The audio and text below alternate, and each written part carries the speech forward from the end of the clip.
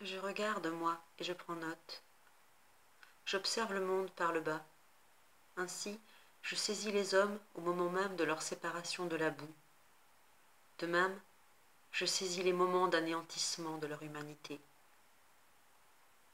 Je dois pourtant avouer que cette position est parfois inconfortable. En effet, la plupart des clients de mon maître puent affreusement des pieds quand il se déchausse. Et, comme s'il le faisait exprès pour me chasser, il y en a toujours parmi eux qui, après s'être assis sur un casier renversé à côté de moi, se déchaussent et pointent leurs orteils devant mon museau. Heureusement, ceux-ci sont une minorité, car la plupart des hommes du quartier n'ont pas les moyens de se fermer les orteils dans des chaussures. Oui, heureusement pour moi, qu'ils ne se chaussent la plupart qu'en sans confiance bataque et aèrent leurs orteils. C'est que je préfère par-dessus tous les dessous de table. Ainsi, sous la table, j'ai le loisir d'observer le monde sans être bousculé, sans pressentir la proximité d'un coup de pied.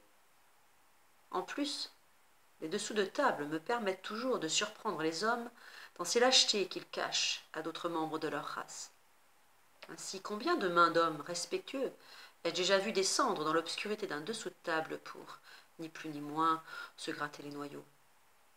Combien d'hommes ai-je déjà vu perdre leur orteil sous la table, dans les tréfonds des jambes de la femme de leur voisin, et même lui déslipper le garde-manger? Demandez-moi, je vais vous dire. Ah, les hommes!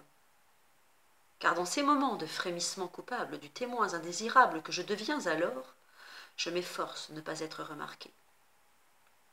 Je me planque au sol, et quand le pied du coupable me bouscule, je rampe sans bruit et sans me retourner pour rencontrer son regard et me perdre dans le cours du bar de mon maître. J'évite d'être surpris dans mon observation du spectacle des vices humains. J'évite d'en rire à haute voix, depuis ce jour où j'avais reçu une savate sur le museau, pour avoir regardé trop longtemps la main d'un endimanché client de Masayo essayer de dévisser les cuisses résistantes d'une mastodonte. L'homme avait coincé son amante dans un angle sombre du bar.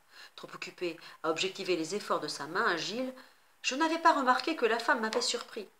« Mouf, va-t'en » avait-elle chuchoté au milieu de son plaisir trop visiblement coupable. « Boudjak, va-t'en » Laisse-le tranquille, avait dit l'amant, difficile à distraire de sa plaisante besogne. Ce n'est qu'un chien, non? Qui sait si ce n'est pas mon mari, avait répondu la femme.